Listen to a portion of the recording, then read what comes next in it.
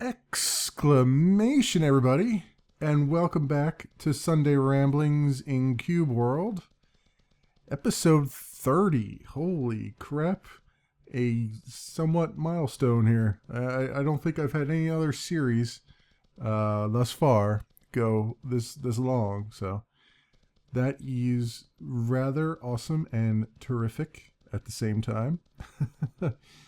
As always, for me, it is currently Saturday night, February the 15th.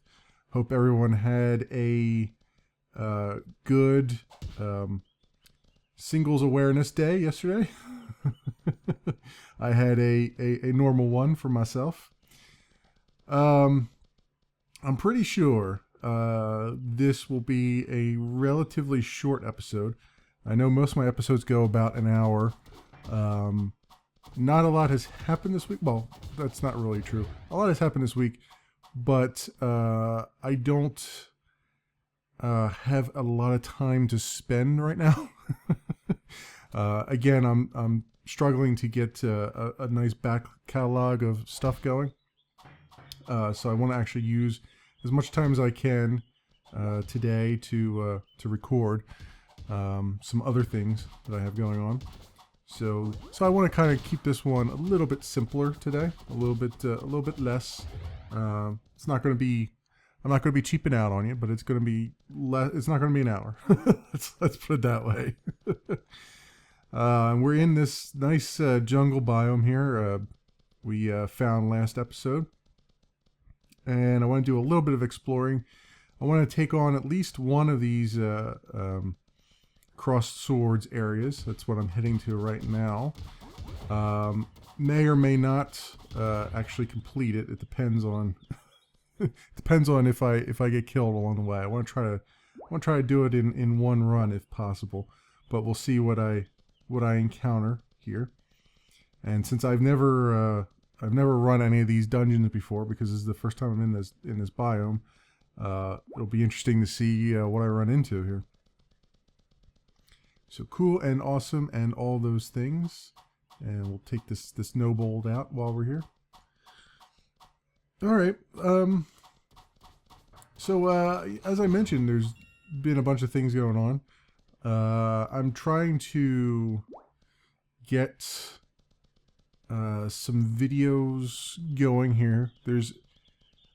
I'm trying to, and I don't know if this is going to be attainable or not, but I'm trying to get enough videos to actually have 7 series is going on at once, or at least very close to it. Perhaps 6 with one going twice a week. We'll see. I'm actually fairly close to that, but really I'm looking to rely less on play Mindcrack as a filler, and sort of maybe reduce that to once a week, if even that. And it's really coming down to if you watch my last couple episodes that I entitled Frustration, you'll recognize that I'm having a lot of problems on the Play Minecraft server. Just just being able to compete at all. Now I was just on it I was just on it this morning, and playing around a little bit. I was doing a little bit better than I was in that session, in those last 2 sessions that I recorded. But still just getting handily destroyed, and I couldn't figure out what was going on, but I think I finally figured out what's happening to me.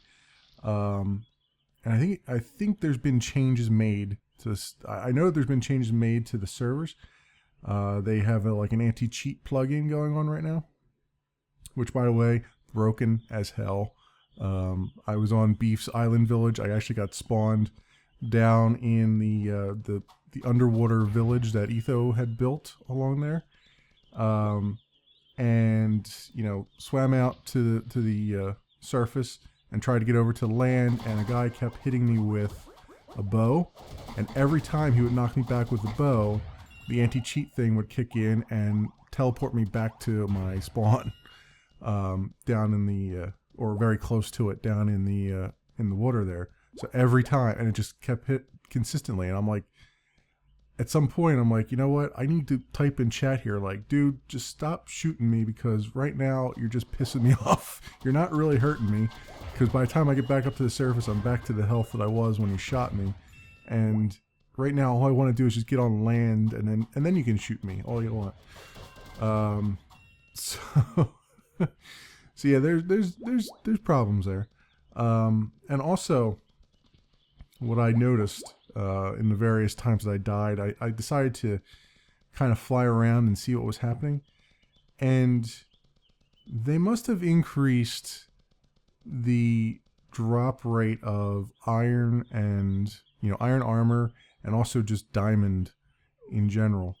Because everybody and their grandmother now has some kind of iron armor, or diamond armor, or full iron, or full diamond. I mean, you look at the people who are left, after the first 2 to 3 minutes in game, and they're fully decked out, and it's mind-boggling. It's like, there's no possible way. There's no possible way to compete in that if you can't. I mean, I spawn in within the first 30 to 40 seconds. Somebody's already got iron boots and helmets and an iron sword, and they're just wrecking me. And I'm like, what the hell? How the hell am I supposed to do anything there? I just got to one chest, for crying out loud, and they've already got iron gear. So there's some really wacky balancing problems right now with the game, and it's making it, for the survival games anyway, and it's making it it's really making it not fun to play. I have to be totally honest. I mean, I don't mind losing, right? Anybody who's watched my series know I lose all the time. I have never won one of those games. I've never even gotten close to the end, except once off camera, and that was because I was in Doc's Jungle Village, and I couldn't find a damn person anywhere. I ended up going to the center and just waiting for the last guy on the map to come find me, and then subsequently died to him. So it's I don't mind being bad at the game. I mind it when in the first chest people are already OP. You know what I mean? It's like, how do you compete? I have a wooden sword, right, and a piece of bread, and this guy's got a stone sword, an iron helmet, a chain chest plate, and iron boots, and it's like, and all I've got, there's no way to compete when you're doing that. I mean, you can try running away, they just chase you down relentlessly, and you just can't beat them. It's not even fun. So I'm gonna stick to it. Obviously, I'm gonna keep trying, and I'm still gonna record on the server, although I might record more in other games. Like I'll still do, every episode I'll still do some survival games, but I will, as I always do, interdisperse it with other things, and I might actually emphasize those other games a little bit more, even potentially, doing just a 15-minute video with just one of those games instead of the survival games, because they really aren't fun anymore. Until they fix whatever they broke, it's going to be a rough time. But I'll just keep up with it and keep on keeping on there. So we'll see. Also, I'm still trying to learn how to play Strike Vector. I'm hoping beyond hope, right after I get done here, I can jump into Strike Vector and potentially have a good game where I can actually record. I haven't been recording them because essentially I've been just complete and utter useless in the game. I discovered, I watched TB's video on Strike Vector, and I discovered from his video that there was a bug in the game where you can't, you have to remap the afterburner key because it's not mapped to anything. Which would explain why I was so freaking slow all the time. I'm like, how are these guys zooming around so fast and I can barely crawl? It turns out, yeah, the afterburner key is not mapped like it's supposed to be. Ooh, look at this. Oh, let's take this guy out. Oh, no, no, no, no, no. Kill him. There we go. By the way, Wally has said that these wizards are going to be nerfed a little bit. Their green lasers are going to be nerfed because it is way too powerful. So let's see. We got a temple of Varden. Nice. All right, let's get our puppy dog out here, Malik, and let's raid this place. See what we can get out of here. This will be a first for me, so this will all be new, all new stuff. So cool. That's what I'm trying to do some strike vector stuff. We'll see what I can get out of that. Hopefully I can get something. Otherwise I'll just, obviously for pub crawl, I'll just do, maybe I'll do another episode of Awesome Knots, or I'm probably leaning towards Star Conflict because I love that game. Just love it to death, man. It's just awesome. I probably won't jump into Spiral Knights because, again, people were having a lot of troubles with connections. A lot of people are lagging in that game, and that's always been the case in the game. And I don't really want to deal so much with that right now. So hopefully I can do one of these other things first, and then we'll maybe jump back into Spiral Knights at a later date. And I'm also looking for other multiplayer games that I can add to my list on the for pub crawl, because obviously it's kind of a short list right now. But I'll take a look around and see. I'm waiting for a few things, a few indie games out there that I've been waiting patiently for. Hopefully they will have something coming out soon. Also, along those same lines, Minecraft stuff. Then I've mentioned a couple times I didn't want quite as much Minecraft on my channel as I have on there. But having said that, there are more things in Minecraft I'm looking at. Now I mentioned this in a video once before that there's a RuneScape mod, and there's a RuneScape server. I believe it's called Mindscape. I want to, and I noticed somebody made a video on it already and posted on their subreddit. And looking at the video, I'm like, wow, this actually does really look interesting. So I'm hoping maybe I will jump on there this weekend and at least record the training area, because I've never played RuneScape before, so it'll be all new to me. But I'm intrigued by I kind of understand what RuneScape is. I looked up a little bit, and I'm intrigued by the fact that you can level everything about your character just by doing things. So it's I really want to see what that server has in order for me. So I will try to do that, and we'll see what happens. Beyond that, obviously, I think, given that I'll be reducing the Play Minecraft stuff to either once a week or even less than that, we'll see. There's going to be empty spaces in my schedule that I gotta fill, and I still have on my list to do Wing Commander Saga, finish up my editing on that. I am going to try, beyond trying, to at least get 2 episodes of that edited this weekend. We'll see. I have a lot of things to do and a lot of other things on my mind. So hopefully I can get that done. I also want to get a few more episodes recorded of Star Crusader. It's been a while since I played that game, and yes, I am playing it on Wimp mode, but honestly, it's the type of game you play for the story and not something you play for a challenge. Because as I mentioned in that video, the game cheats cheats quite a bit with just doing kamikaze runs against you and causing all kinds of damage. So that is why I'm doing that. I'm doing that mostly because you want to see story. You don't really want to see me repeat the same mission over and over and over again. Even though I would cut most of that out, it's still, I would rather focus on the story because that's what I enjoy the most about that game. Cool. So catching us up with some of the Kickstarter stuff.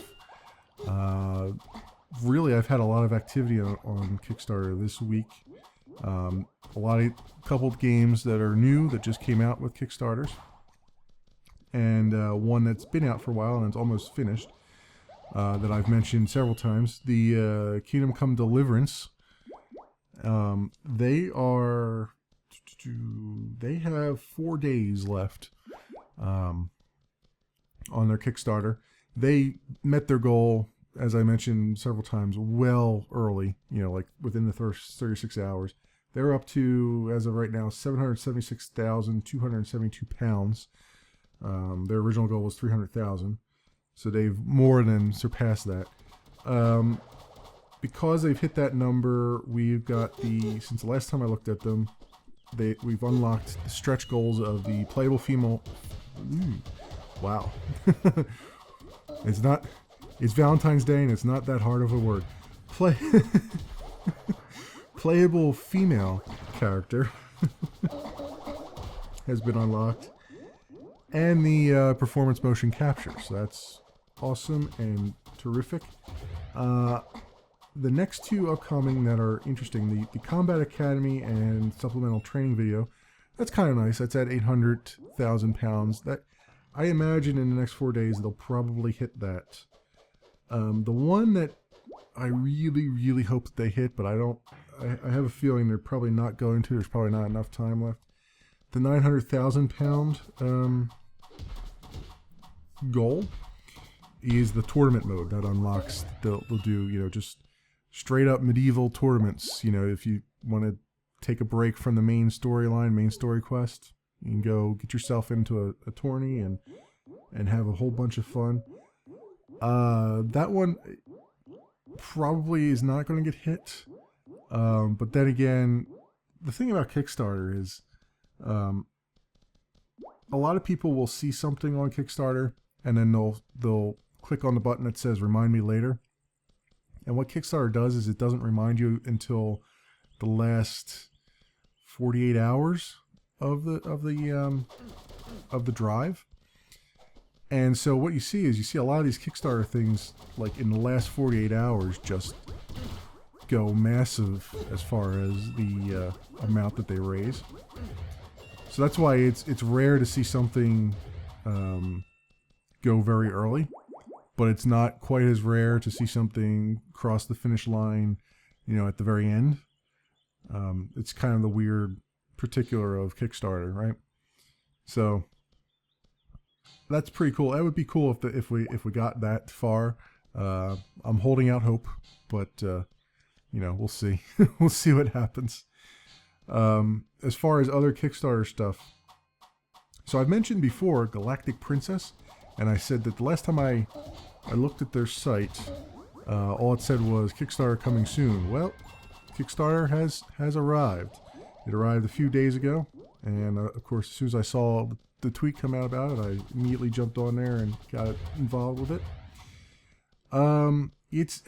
There are 28 days remaining. They've raised 2,051 pounds. Their goal is 20,000, so not terribly high. And they got plenty of time left, so hopefully it's kind of weird. There was a little bit of a media push when it first came out, which is how I heard about Galactic Princess the first time around. But then when they went on Kickstarter, I was going to say Twitter, but as soon as they went on Kickstarter, not a whole lot of fanfare. There's not a whole lot of backers either. So I'm hoping that maybe they just forgot to get on the docket of some of these media outlets, because to me it looks like a very interesting game. I do have some open questions about it, but from what I could tell on there, basically the story is you're a captain of a smuggler spaceship, and the game is based around making money, trading, selling space drugs, slaves, general piracy, those kinds of things. And it's got what I like to call the interstellaria aspect of it, which is and for other people who are more familiar, like the FTL-ish aspect of it, except instead of your ship being cut, instead of your ship's 2D, but instead of it being cut away across the top where you're seeing top down, you're seeing side to side, which is exactly how like Interstellaria works, which is another indie game that got kickstarted and is in progress. And in this one, you build your ship.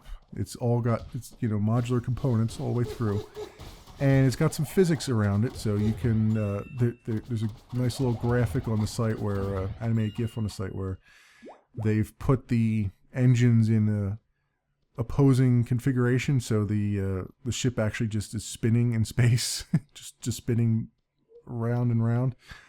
So there are physics in it, and it's totally customizable. So you build these modules, you attach these modules onto your ship, and then you designate them as particular areas. So engineering rooms, cockpits, medical bays. What else? What was the other one? There's a couple other ones. I don't know if I wrote them down. No, I didn't write them down. But there's quite a few different functions that you would put on your ship. And along the same lines, there's also weapons and shields and engines and different sensors and all that stuff that goes along with it. The interesting thing is that the monitors and the screens play a very important part to you as a player, because they are the only things that give you information about your ship. There's no menu per se. It's all, if you want to know how your engines are doing, you have to look on the monitor screens in your engineering room and see how it's doing. Those kinds of things. It's all the feedback is right there on the screen. Your intruder alerts and all that stuff. So you just have to look in the proper module for that information. So you're basically reading the consoles that your crew are manning. And from what they explained on the Kickstarter page, the combat is going to be real-time tactical combat with 2 phases. But it also has an active pause system, so very much like FTL, where you get into combat, you hit the space bar per se. I don't know what the button's going to be, but hit the space bar and combat stops, and then you can pick out what your next moves are going to be, and then you unpause it, and those moves are carried out, and then you can actively pause it again. Not the first game to do it. Obviously, FTL does it. All the way back to Neverwinter Nights used to do it, which is actually, is that the only, that's like the only RPG that I can remember that had the active pause stuff. Baldur's Gate, I believe. The Baldur's Gate series had that too. If I remember correctly. My brother was the one that was into Baldur's Gate. I didn't play it that much. I played Neverwinter Nights, which I took a lot of its cues from the earlier games. So yeah, the real time, I kind of like that from my perspective, because as you're probably aware, I'm not very good at the whole twitch muscle stuff, right? So it's nice for me. I like to be able to, get into combat and then just kind of take a second and just look at everything, because it takes me a while to sort of absorb everything that's going on the screen, because my brain just isn't that quick. My neurons just don't fire that fast. So I like that. I like those kinds of things. I like the real time. I like to be able to pause something and go, okay, well, I want to do this, this, this, and this, right? Because it allows me to think more about it, which is kind of why I like point and clicks a little bit. The thing I don't like, the reason I don't play that many point and clicks is because they usually have some crazy ass puzzles that really don't make any sense. They're just pixel hunts. You know what I mean? It's like, let's find which one of these pixels has a purpose, and let's randomly try to join things together and see if that makes any sense. You know what I mean? That's the only thing that turns me off about those. But yeah, they the two phases are ship versus ship. So obviously you fight mano a mano, ship versus ship, and crew versus crew, which they didn't really expand too much into. But I'm assuming, since they have boarding capsules and stuff like that, I'm assuming you would go and board the ship and then do some hand-to-hand combat. Because you can also train your crew in the various arts of warfare. So, and I assume also in how to operate the ship more efficiently too. So that's pretty cool. Some of their stretch goals, they have a lot of them listed there. I just picked off a few that looked interesting. So this is not an exhaustive list, but at 30,000 pounds, there's more weapons, more everything. More weapons, more pets, more side quests, blah, blah, blah. 40,000 pounds that they hit that. More modules for your ship. 50,000 is a mining system, which would be rather awesome. And like 80,000, and again, there's a bunch in the middle there. Alternate endings. And this is kind of what alternate endings to the story, which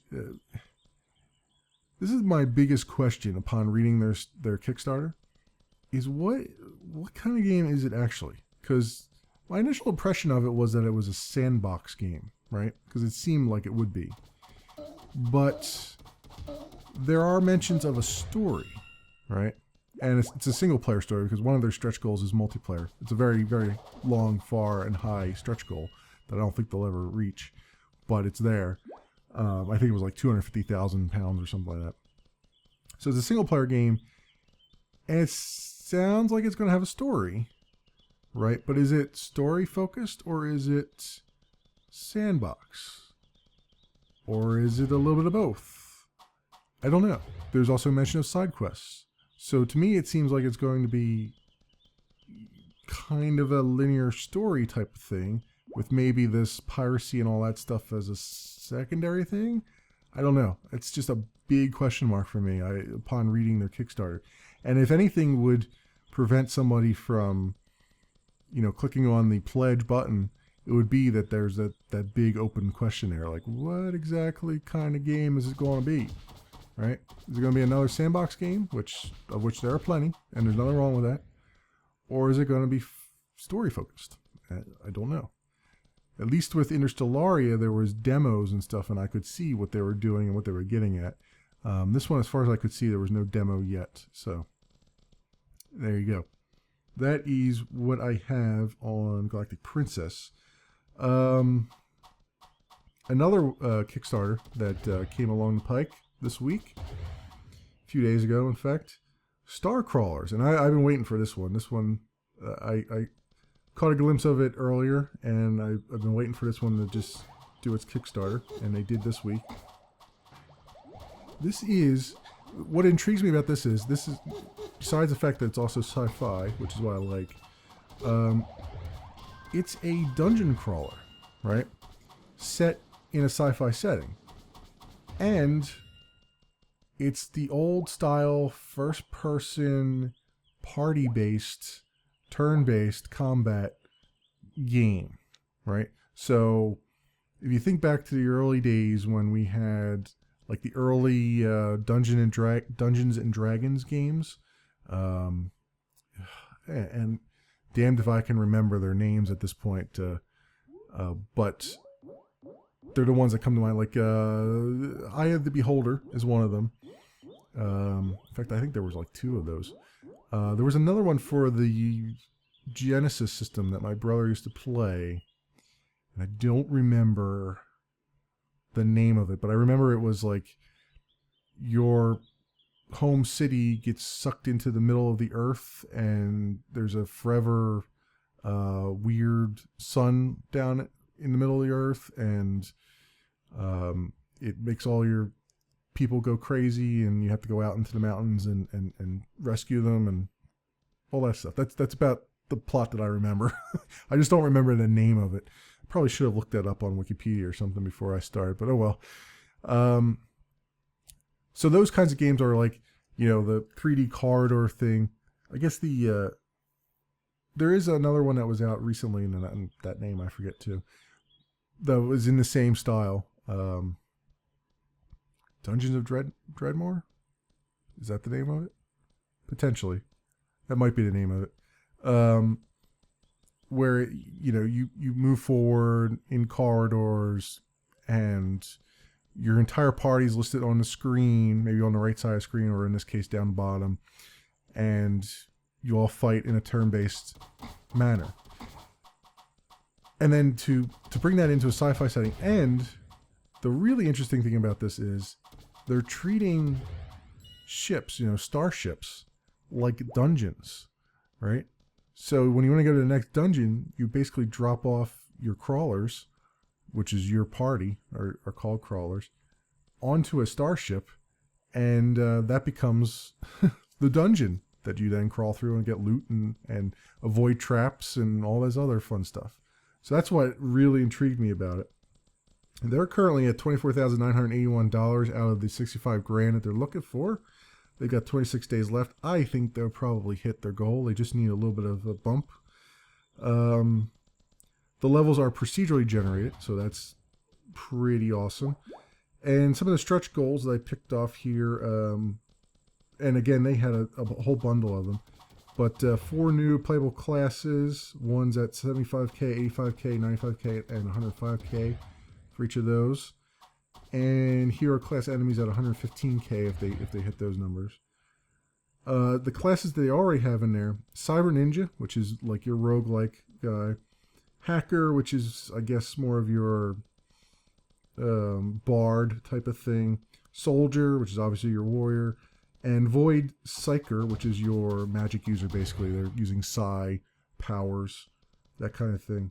So that looks really interesting. I'm hoping that they make their goal, and we can have this in our life. Ooh, what's this? What is this over here? What? I can't see. Come on. Come out into the light. Ooh, a koala. Wow. I can't. You know what? I would love to have that as a pet, but there's no pet food for it yet in the game. Oh, he would be an awesome pet too. He'd probably knock the slobber out of people. Oh, well, that kind of sucks. Oh well. At least I know in jungles that they can be found. Well, I think that's it for me for today. Thanks for watching, everybody, and I will see you next Sunday.